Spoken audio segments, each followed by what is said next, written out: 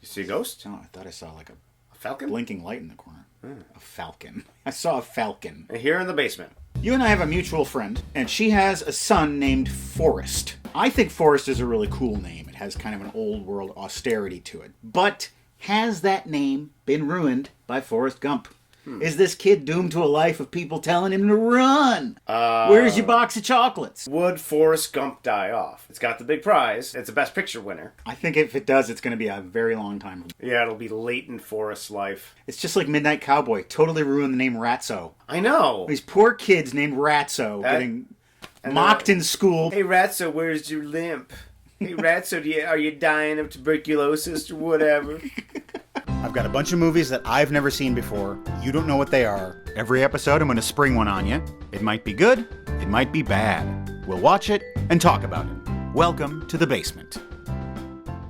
There's a very specific micro-genre of film that we've never explored on this show until tonight. The American disaster film of the 1970s. While I would love to pull the towering inferno out of this envelope, it's nearly 3 hours long, and so that's not going to happen. So I've chosen a film that's a little more economical. As economical as flying coach. I hope you have your boarding pass ready because you're about to experience the terror and the date specificity of Airport 77. 77? We're not starting at the beginning of the saga? I've seen this multiple times. Okay. It played on TV a lot when we were kids. This is directed by Jerry Jameson, auteur of The Bat People. I saw that. Released in 1977. Airport 77 stars Jack Lemmon and enough basement alums to fill up first class. Lee Grant, Joseph Cotton, Olivia de Havilland, Darren McGavin, and making his record-breaking 6th appearance on our show, Christopher Lee. Rounding out the cast are the not yet dead Emmett Walsh and James Stewart, who's really far down on the cast list, so I assume he has a small role. Can I help you with your bag there? Getting on the plane. All right, bye! He's not Don Knotts. Oh. Directed by Jerry Jameson, the Bat People guy. This is the third of a series of 4 airport films. The other 3 being Airport, Airport 1975, and The Concorde, Airport 79. And then they were killed off by a little movie called Airplane. George Kennedy reprises the role that he would play in all 4 films, and this was the only movie of the series in which the aircraft used in the filming did not go on to crash in real life. That's right, that happened. You say you've seen this multiple times, but Did you really sit down to watch it? No, it was just kind of like catching it here and there. Always the same scene. I'll let you know when we get to the scene that I always see. If altitude anxiety gets you down, today's gift will provide a much safer way to fly. What is it? It's a sling wing. It's something I have to put together again. You know how well that always goes. Yeah. What is this exactly? I don't know. I know as much as you do. I've seen the label. I think you sling it around and it flies. All right. I've got a yard and a boy who's impressed by things like this. Proceed immediately to the boarding gate that is the old leather couch for immediate departure as we take off with Airport 77.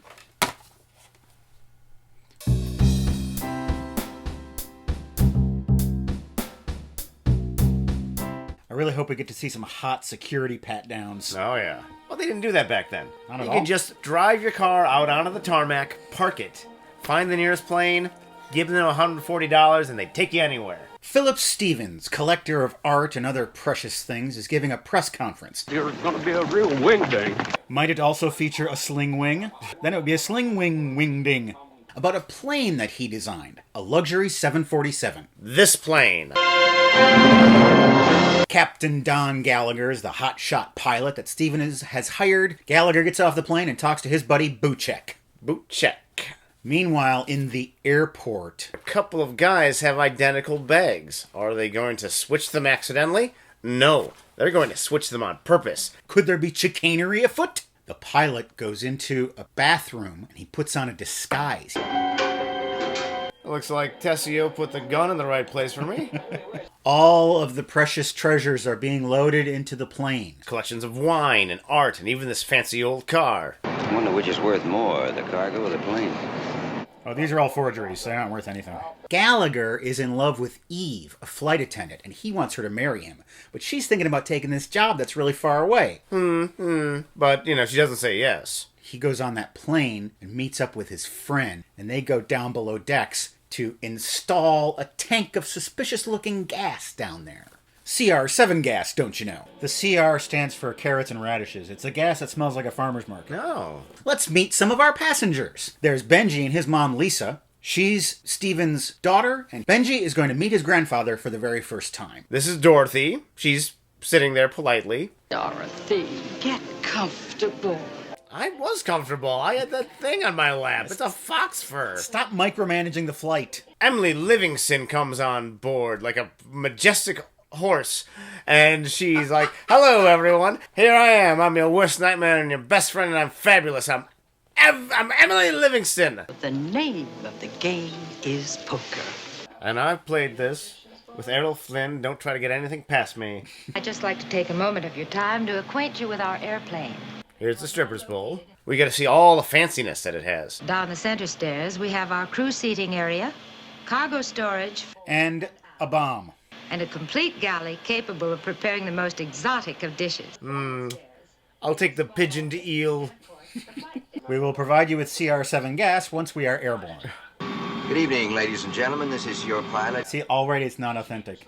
Because there was no, good evening, ladies and gentlemen. Roger, Tower. Understand. Cleared for takeoff. Don't do it.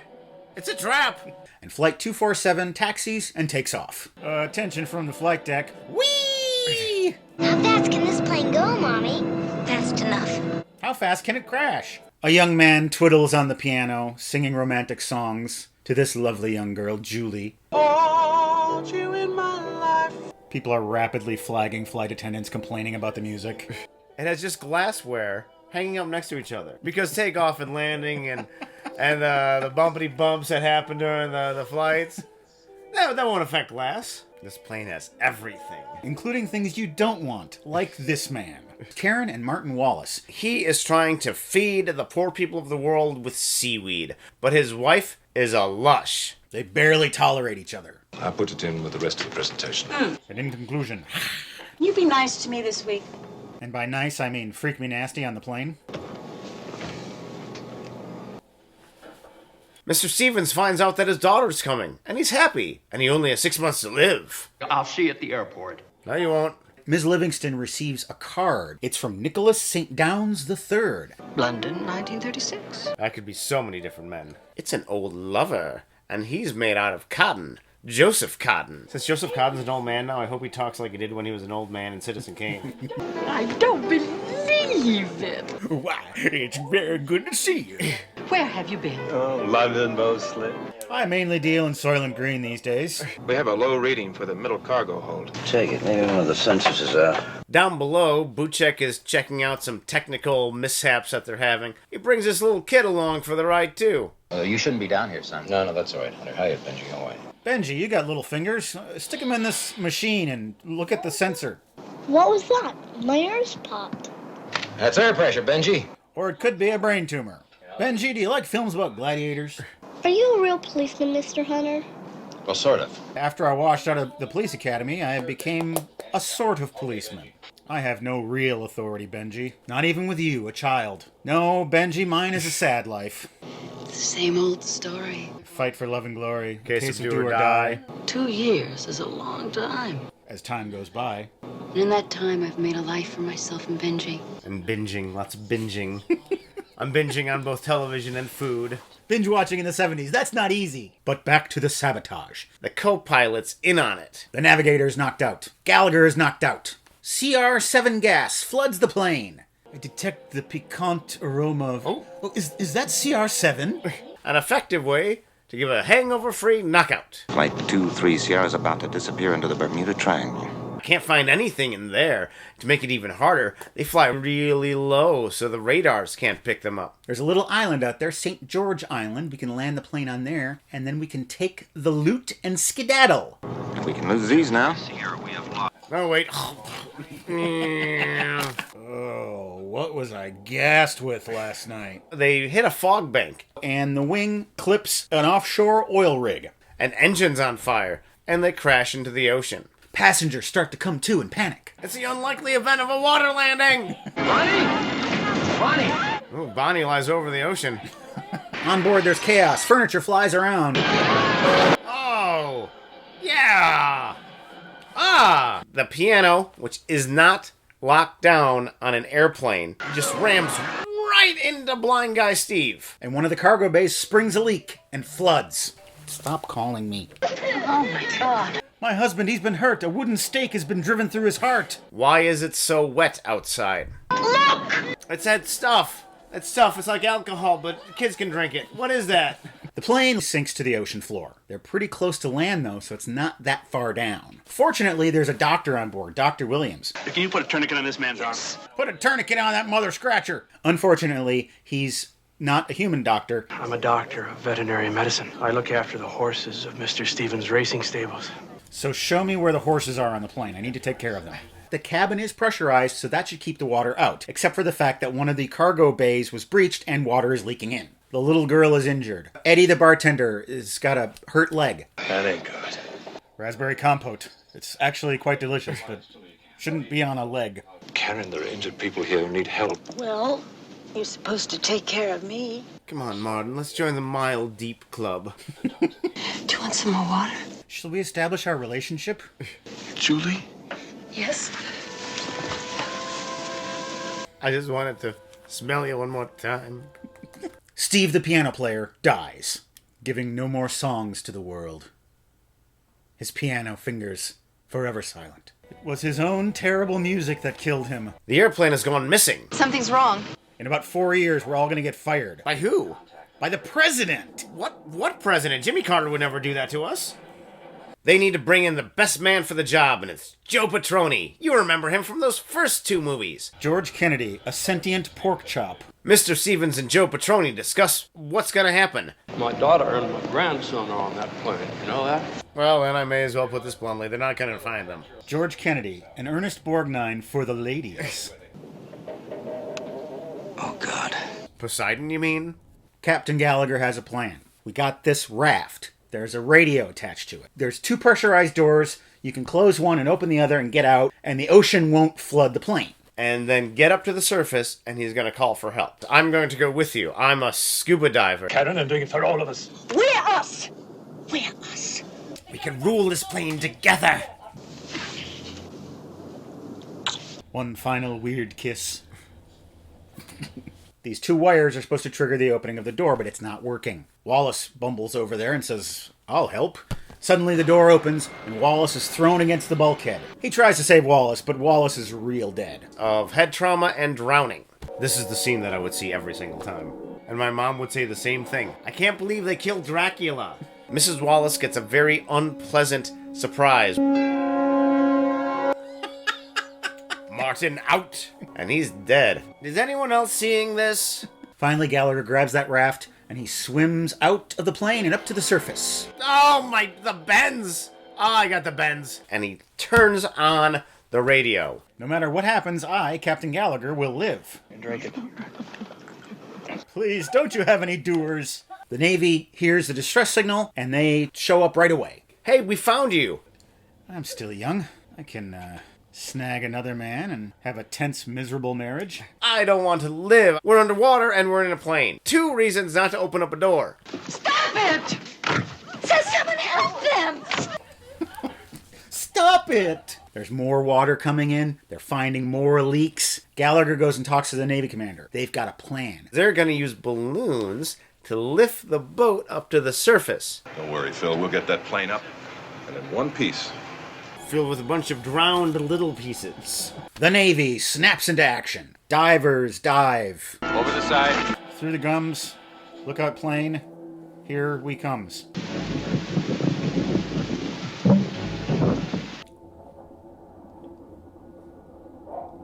This is terrible. I finally sobered up. Ropes and balloons are deployed. Clown technology will save this plane. The balloons are in place. The Navy starts to inflate them. Has anyone seen Christopher Lee's body lately? It's got to be around here somewhere. Slowly, creakily, the plane goes up and up and up and up. Everyone's gonna be okay. Happy ending. No! Water! And that cargo hatch door bursts and water starts really flooding into the plane. Not sure how they can survive this one. Maybe they don't. You know, they made 4 movies. Maybe this is the one where everyone dies. The balloon ploy is successful, and as the plane surfaces, the water drains back out. Unfortunately, all the art was confiscated by Aquaman and taken to his underwater kingdom. They start to get the people off the planes and into the life rafts. The co-pilot dies, so he can't be brought to justice. He had it coming. He had it coming. The straps holding the balloons are under a lot of strain. Everyone is off, except for Eve, the love of Don Gallagher's life. He goes in, grabs her, finds another hatch. They jump out, and they are saved. She assures him that she loves him. I'm your grandpa. All in a day's work for the Navy. It all happened in 1977, not at an airport. We went from the airport into the sky, to the bottom of the ocean, and back up to the surface. Airport 77 was quite a journey. How much of it did we spend in an airport? Very, very little. 15 minutes tops? How did this movie do in the thrills and tension department? It didn't fail at it. How long can Jack Lemmon stay in that hold before swimming up to the surface? That was the tensest scene. The main problem with the movie was not a poor script or poor direction or anything like that. It was just full of characters that we knew very little about and didn't care about. How many characters were in this movie? I know. 30? A lot. At least? Yeah.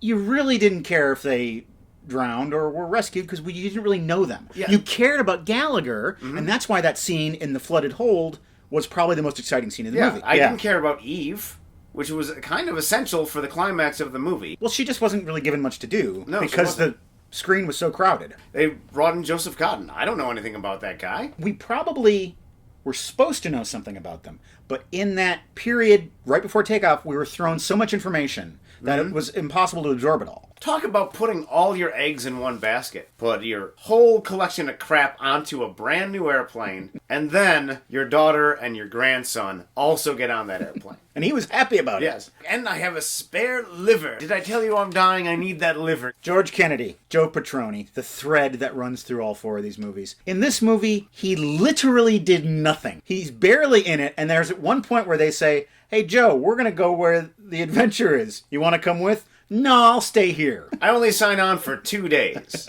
And I just wanted to work with Jimmy Stewart. Thank you, paycheck. I'll take you to the bank. The naval maneuver could have gotten tedious. The Navy maneuvers in the Caine Mutiny were rather tedious, but I sort of liked it. It moved along really well. I don't think the physics checks out. They say that's how they raise submarines. But submarines are also built to be under the water. This really has the feeling of a TV movie. And the times that you saw it was on television. Yes. It seemed like it was almost made with the intention that it was going to be shown on TV more than it was going to be shown in the theater. Yeah, the movie of the week. This is going to be big in syndication packages for local affiliates. I don't know why I always came in at the scene where Christopher Lee gets it. Which is a really good scene. How he dies is such a realistic way that someone would die in that situation. I'm just going to go over and Jimmy was... At the same time, it's almost comical. I'm an experienced scuba diver. Let me accompany you on this one-person task. Okay, I'm ready to go. Oh, I'm dead. It's so ridiculous. It's absurd. You know what this plane had a lot of? This luxury plane. Those intricate latticework wooden screens. Those were all over houses in the 70s, and I wish they would come back because I think they're super elegant. You know what this plane didn't have enough of? Bolts. Nothing was attached. They had a piano on wheels on a plane, but planes, they get a little bit bumpy. That's why I'm not a fan. One thing I did like about the Eve Don storyline is that she doesn't end the movie by saying, "Yes, let's get married." She just says, "I love you," which is, I think, more satisfying. When we were kids and you heard about the Bermuda Triangle, that was so cool. It just swallows up ships I know, and they planes just that they're never disappear. seen again. We're flying over the Bermuda Triangle. Yeah, and in the 70s, we believed it. Like, no science at all to back it up. A few coincidences, and the fact that if you take any 3 points in a high-traffic area over the ocean, ships and planes will sink there. And I did like the shots of the plane coming up from underwater. Kind of a reverse Fitzcarraldo. I liked when the helicopter was flying overhead and they saw the plane under the water. Yeah. That was really nicely done. You know what a spiral staircase would look really good as? A waterfall. I thought this movie was going to be very crappy, and it's not. It's made with a certain amount of intelligence. We have arrived on time at the conclusion of Airport 77. If you haven't seen it, you could probably check it out. 77. And now it's time for Seen It. Seen it? Aro Sukir 6 writes, "So harsh on Sorry to Bother You. Is it an aversion to fantastical realism? No. I wish you'd expounded more on what you specifically thought Boots Riley did wrong." Yes, we talked about Sorry to Bother You just 2 episodes ago, And apparently we did not say enough about it. So we're going to do it again. And by we, I think it's mostly going to be Matt. The movie's satirical targets: capitalism, race relations, corporate culture. That's plenty for any movie. The problem is it's got about 20 others. Sign spinning and how kooky that is. And he satirizes rap music and art shows and just all these different things. It's too much going on for the viewer to be able to focus on any one thing. When you try to say everything, you end up saying very little. What characters were for Airport 77, themes were for Sorry to Bother You. Themes, ideas, messages. The film is bold, but that's all it is. It wasn't in my top 10 of last year, but I liked it quite a bit. Peanut Butter Oven writes, maybe he wasn't a fan of the bizarre twist. That's another reason we're talking about this again, because we did not talk about the bizarre twist. Well, I at don't all. think we should talk about the bizarre twist. I'm not giving away any spoilers, but this movie is Crazy Town from top to bottom. But there's a certain scene in the third act where it goes absolutely cuckoo bonkers. I think it should be seen just for that scene. When you're making a movie that is generally described as either you're going to love it or you're going to hate it, that's kind of a triumph, because you've created something that's unique and divisive and something that gets people talking. Steve Seagal. Seen it? Shadow of a Doubt? Hitchcock's masterpiece as far as I'm concerned. Seen it?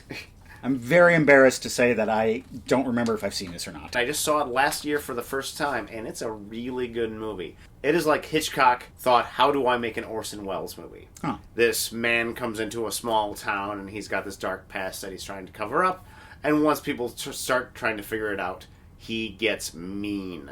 But the thing is, it's Joseph Cotten doing it. Joseph Cotten from Airport 77. And it's got this weird psychosexual relationship between a young woman named Charlie and her uncle Charlie. Ew. Yeah, it's really interesting that way. Tempo Topos. Seen it. First Reformed. It's my favorite Paul Schrader film of the past 20 years. I'm wondering what you guys thought of it. Seen it. Not seen it. You won't see it. I don't, yeah, well, I might see it someday, yeah. It's a very beautiful film. It's a very visceral film. Reaches out and grabs you and doesn't let go. I don't think Paul Schrader should have been nominated for the screenplay. Really? I do think that Ethan Hawke should have been nominated for acting. It is the performance of his career without a doubt. That's what everyone was suspecting, and then I don't know what happened. I don't know how these things work. There's a couple of weird things about this movie. First of all, it's got practically the same plot as Taxi Driver.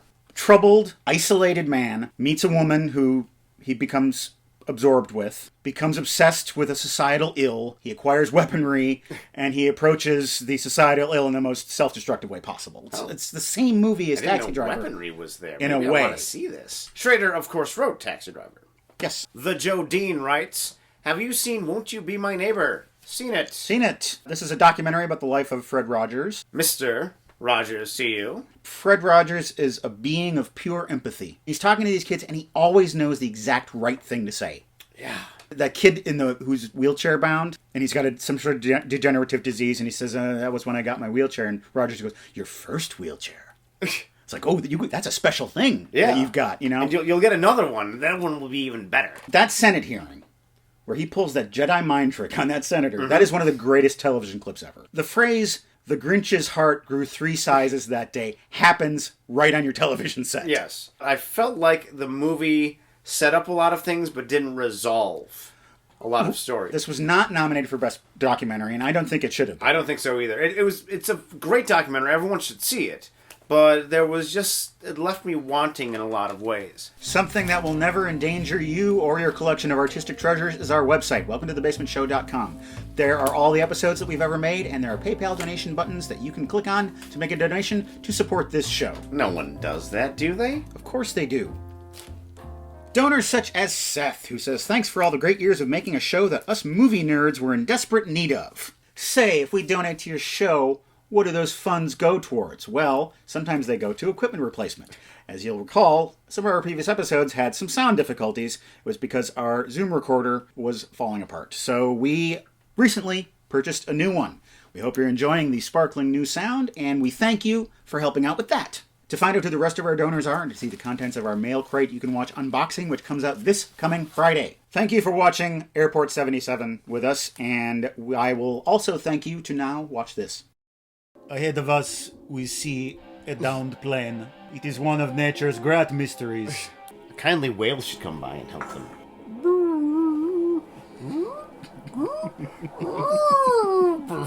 Flight 23 Sierra is about to disappear into the Bermuda Triangle.